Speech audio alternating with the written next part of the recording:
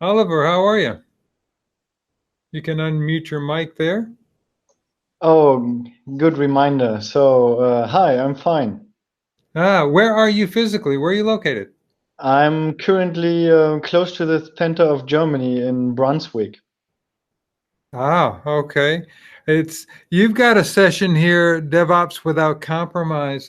That's an interesting one because the government in the United States is starting to talk about that kind of uncompromising when we're building software here. So I'm excited to hear your session here. Well, thank you. And most interestingly, it is that also the German government is our largest customer. Oh, that's wow.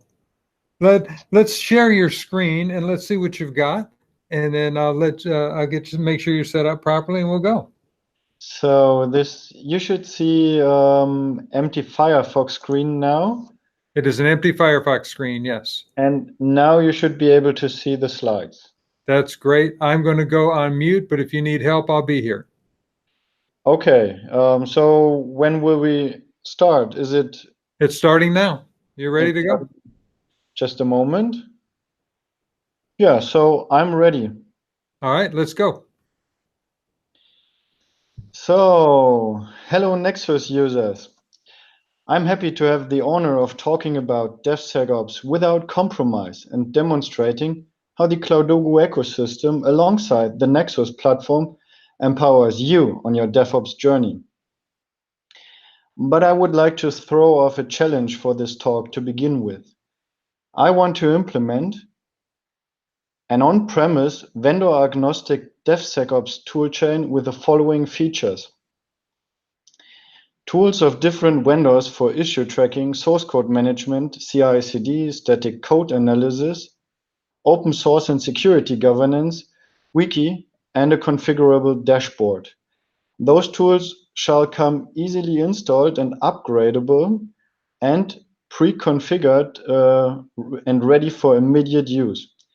And also, all the users shall be able to use a central sign-on mechanism, and we shall not forget the backup and restore for all the tools. I mean, obviously, I only have 25 minutes, and I absolutely do not intend to overdraw. For every one of you having ever set up just one of those tools, you know that can become a pretty daunting task. Let's get into it and see how I will fare. It should be of little surprise to you that we will require some form of a server providing all these services of this challenge. So here we go and get started provisioning it.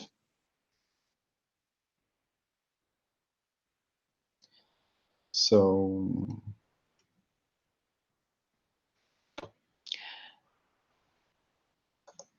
this is our automated deployment process for provisioning an infrastructure. We use Jenkins, Packer, and Terraform for automation. And all I need to do is just start the build process. That means all you need is a hypervisor, and we currently support all major ones like VMware, Open Virtualization Format, QEMU, and even private cloud infrastructures like GCP, AWS, or Azure.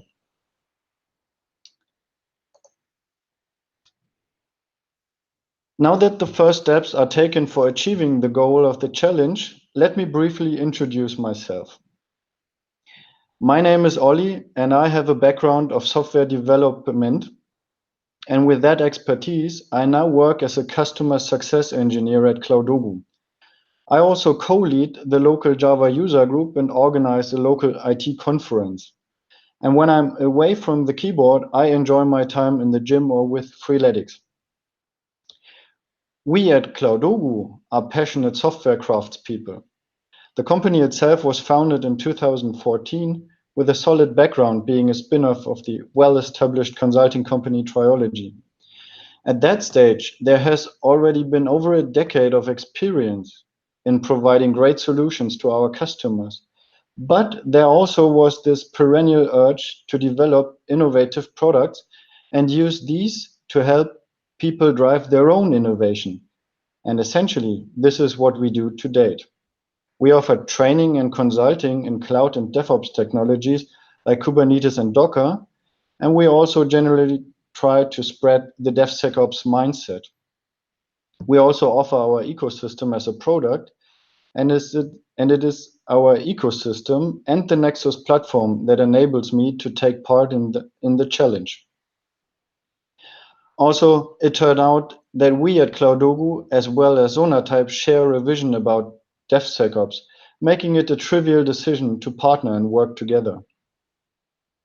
And in integrating the Nexus platform into our ecosystem, we have contributed some tooling to the Nexus Exchange, which hopefully all of you avid Nexus users know about.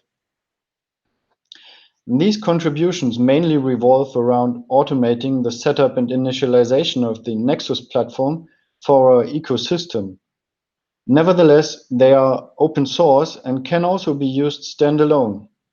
I'm quite confident that they can help you too. They're on GitHub and linked to on this slide, and of course, the slides will be available for download. So, having spoken about who we are, let me also describe the way we perceive the market. Since I expect you all to be part of IT departments, I also trust you feel the pain of rising expectations due to digital transformation yourself, in one way or the other. Ever-growing customer expectations and perpetual change alongside the competitive pressure leave marks plain to see for everybody. As IT departments, you, in turn, are required to deliver faster with seemingly immediate response to changing requirements, not to mention the demand for quality and security. I mean, with the advent of DevOps, it has become nearly trivial to rapidly deploy new features en masse. However, it is a well-established DevSecOps hygiene that is necessary to satisfy the need for quality and security as well. And what is it that you need to establish such hygiene? Well, plainly, it starts out with the firm belief in rejecting the delivery of inferior software products. But clearly, that belief alone won't help. Effective DevSecOps culture also mandates a fairly broad range of tools.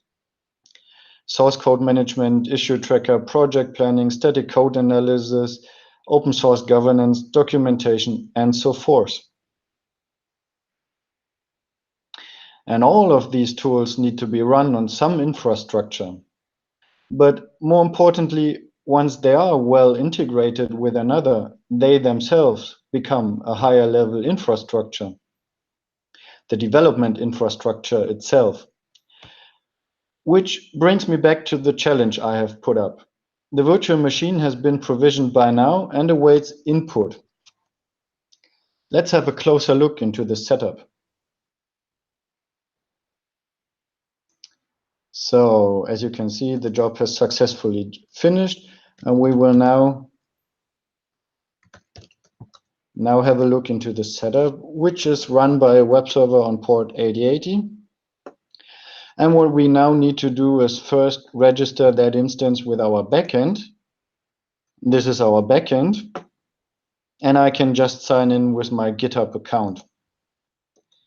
So I have signed in, as you can see here, and now I can confirm the registration. So first step done. And now we can select some more details for the virtual machine. Obviously, since I'm from Germany, the server will be run in Berlin time zone, and I prefer the German keyboard layout. And here I can add some more details, like I could add an external certificate, but we are going with the self-signed for the moment. And I will just once configure a mail relay setting that will be used by all tools that are able to send emails. And now I need to decide which users will be able to log in. I could just select an Active Directory or a custom LDAP server, but for the sake of the demonstration, I will just go with the embedded server.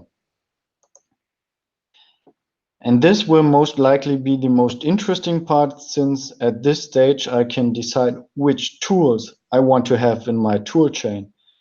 And I mean, the challenge requested backup, it requested open source governance. We will need to have some documentation and enable plant UML as well. We will write the documentation with Smergol.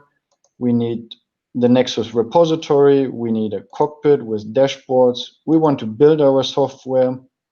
We want project management and issue tracking, static code analysis, and the users need to be managed in some way. Lastly, I can set up myself as administrator and need to define the credentials.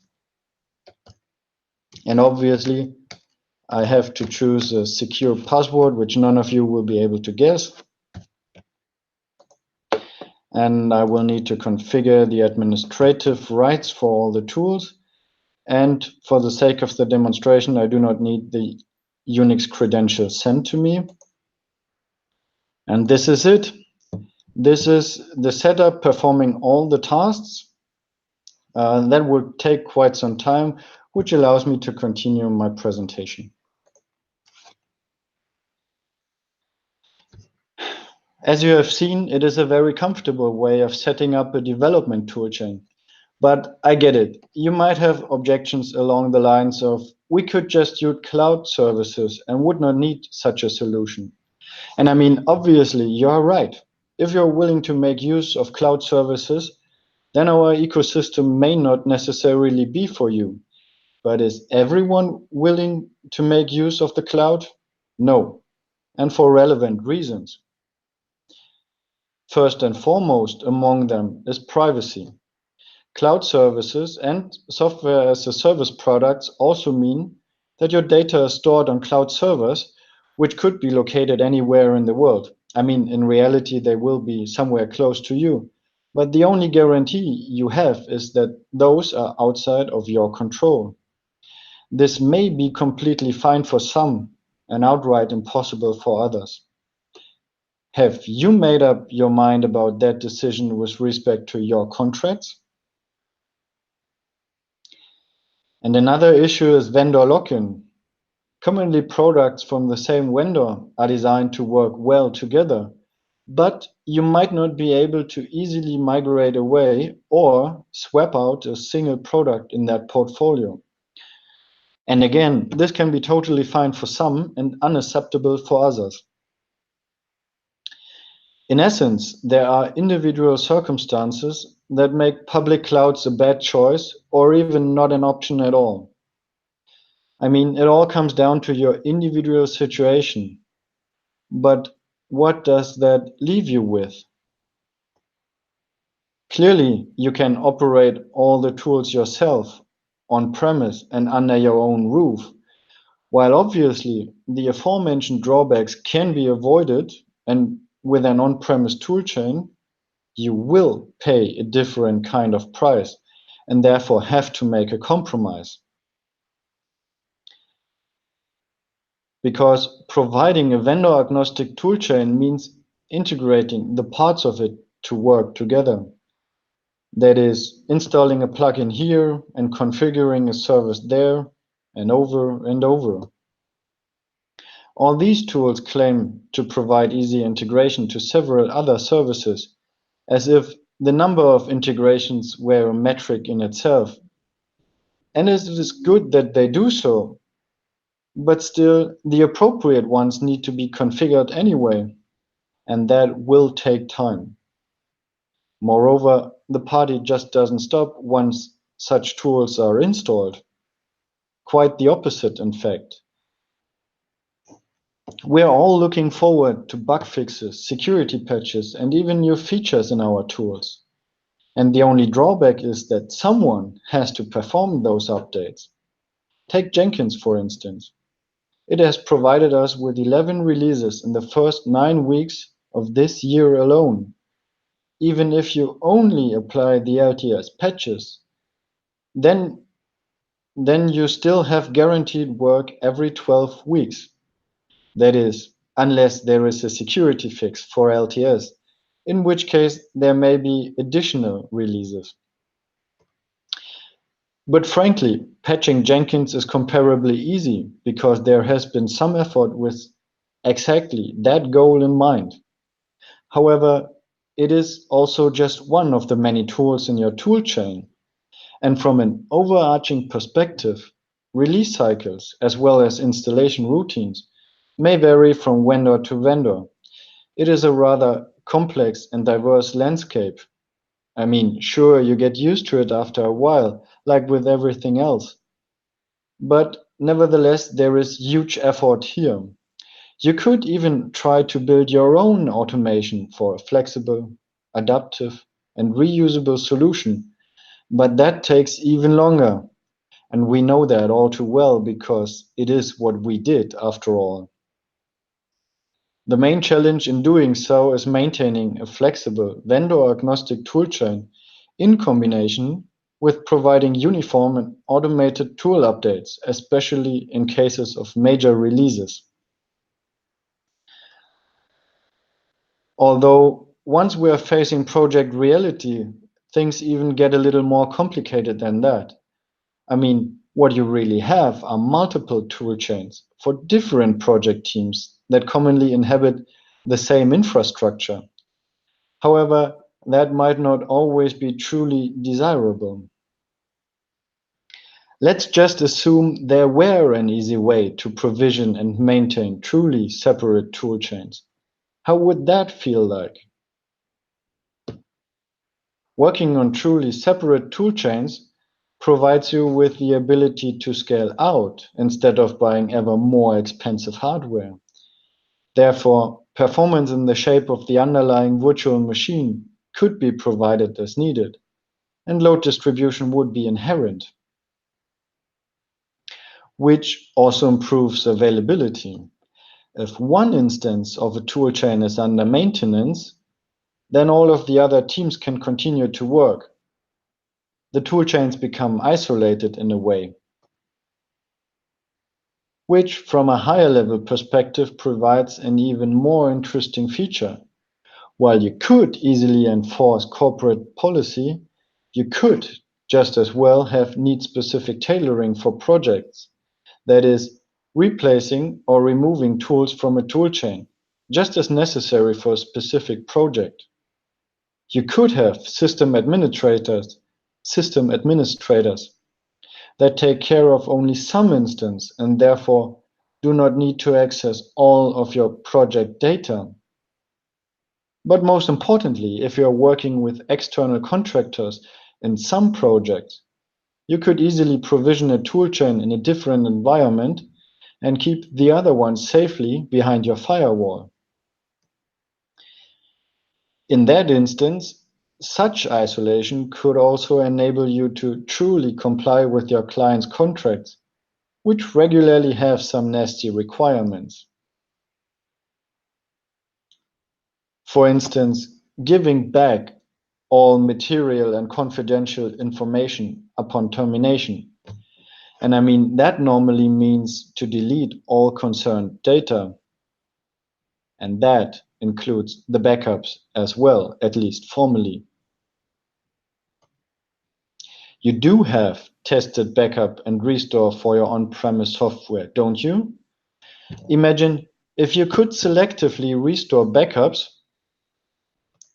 without interfering the work done on the other instances of the toolchain.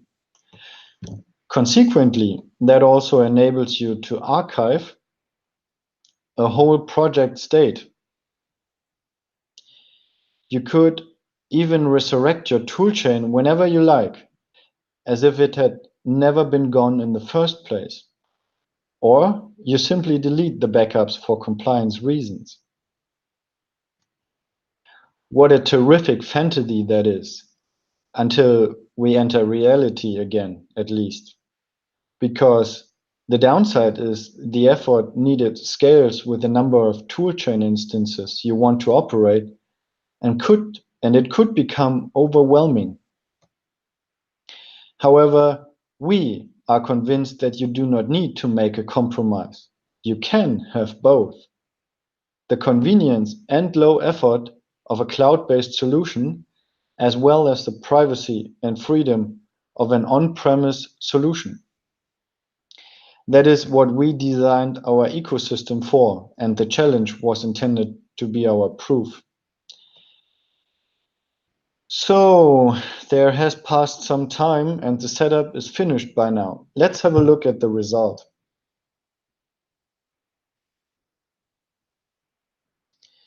So, as you should be able to see, the setup has finished and we can just shut it down and open the ecosystem. Okay, we're getting a certificate warning, which is due to the fact that we have a self-signed certificate. But for the sake of the demonstration, we can easily accept that risk. So let me just sign in with the credentials I configured. And here we go. For you as developers, that shouldn't be a large surprise to you. I mean, we have a dashboard just as required, which is also configurable. We could drag that clock over here or just delete it because, well, I mean, we have a clock on our computers, and then we can just save the changes and continue. We could also add different dashboards. I mean, there is no rocket science in here. And we could also add more widgets to just comply to your needs.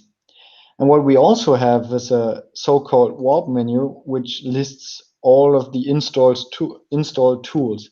And what you will be able to see now is that all the tools we selected are available here. We have the SCM manager for source code storage.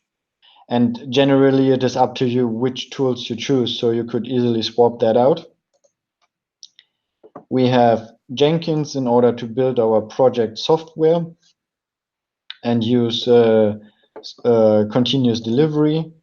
We have the Nexus repository available to store the artifacts we build. And I think you get it. As you have seen, we have a truly effective single sign-on over all the tools, and static code analysis with Sonatype and the IQ server would be available here as well, just as is Redmine and a separate user management. I think I will not need to separately demonstrate all those to you, but I would like to show it the one-click available backup. As you can see, I can just activate the backup, and here we go. And that is the part that normally would take you the longest time if you performed a classic way of the challenge. So, back to the slides again. In summary, all I can say is challenge accomplished, and even without compromise. What we have is a vendor-agnostic DevSecOps toolchain, easily installed, pre-configured, ready to use with single sign-on and backup available. And by the way, the setup that I have demonstrated can even be completely or partly automated with a deployment descriptor. So to complete all the automation we are so fond of. So this is it. DevSecOps without compromise is possible. Thank you for your attention, and I will now be available to you for the Q&A in Slack. See you over there. Great, Oliver. Hold on a second, because that was interesting. I've got a couple questions for you if you've got the time here. Obviously, I have. Just go ahead. The first thing that I was excited to see is that you are advocating for the decoupling of the tool sets, that it's vendor agnostic. That's a powerful statement. Yeah, because well, it comes down to a lot of personal preferences and even individual needs. So we find this to be an important trait, and that is what we value.